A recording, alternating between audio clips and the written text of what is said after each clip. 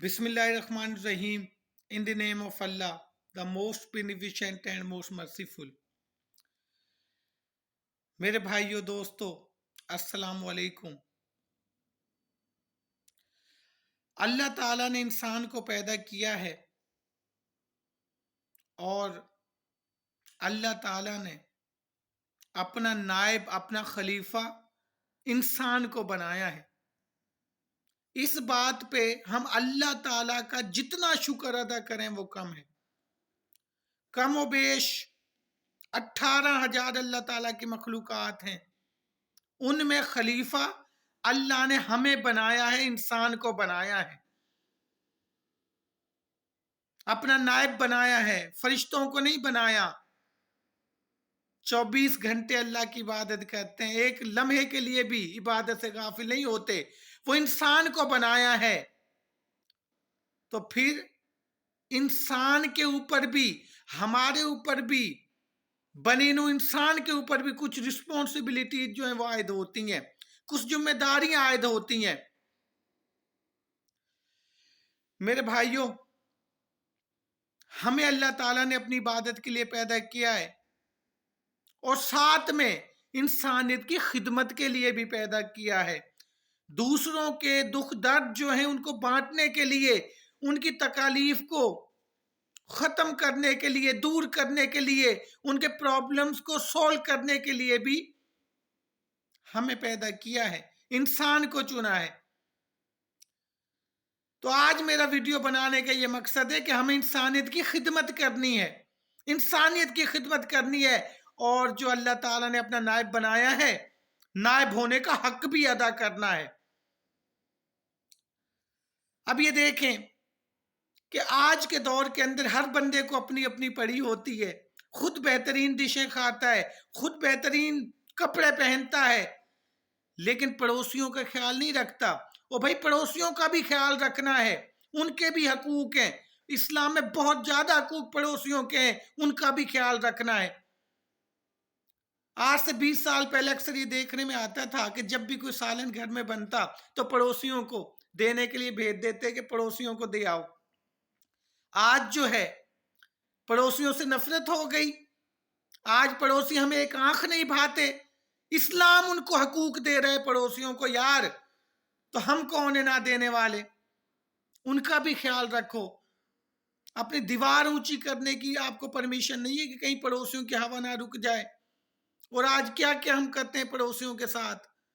तो इस पे हमें गौर करना चाहिए कि हम पड़ोसियों के हकूक का ख्याल रखें, अपने माँ बाप के हकूक का ख्याल रखें, अपने जो टीचर हैं उनके हकूक का ख्याल रखें, आपके जो बड़े हैं, बड़े भाई हैं, अंकल हैं, उनके हकूक का ख्याल रखें, औरतों के हकूक का ख्याल रखें। ये सारी रिस्पॉन्सिबिलिटी जो है वो हमारे ऊपर आयद होती हैं, हमें पूरा करना चाहिए। और सबसे बढ़ के हमें हर हाल में अल्लाह ताला का शुक्र अदा करना चाहिए।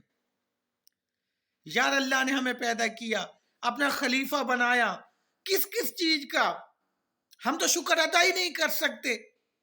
हम शुक्र नहीं अदा कर सकते।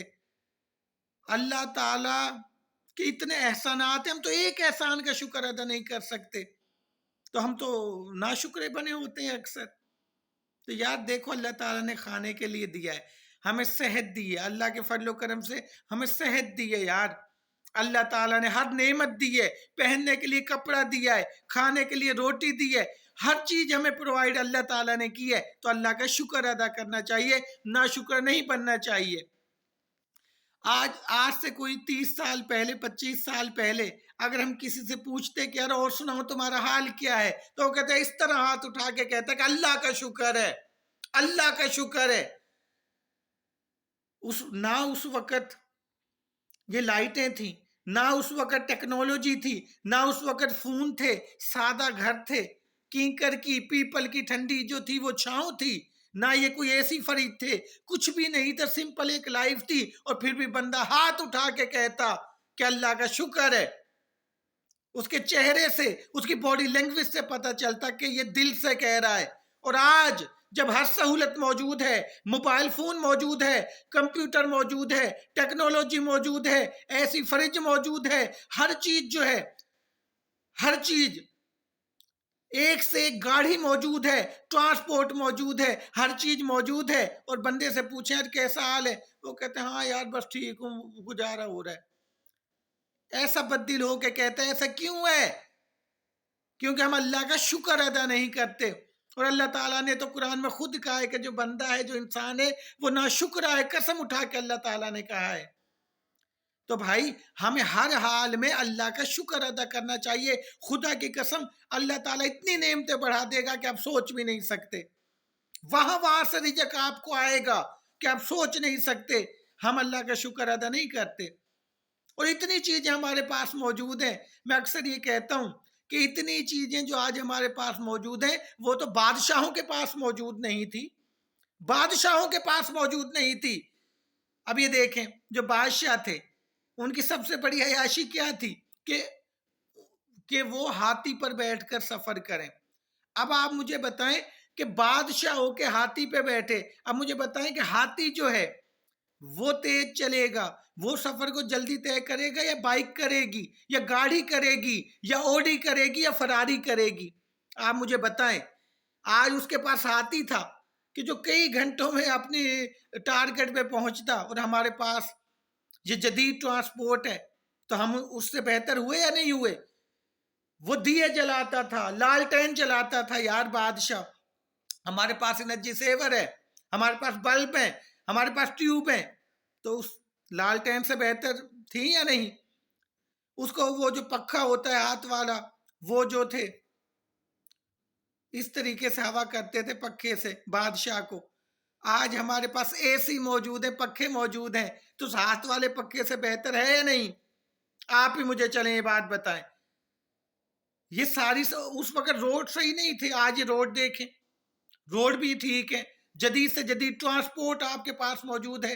آپ ایک بادشاہ سے بہتر ہمارے ایک غریب بندہ جو ہے اپنی لائف بسر کر رہا ہے، لیکن وہ پھر بھی اللہ کا شکر ادا نہیں کر رہا، پھر بھی وہ رونے روتا ہے مہنگائی کا، پھر بھی وہ بس یعنی کہ مسالستان ہی بنا ہوتا ہے 24 گھنٹے۔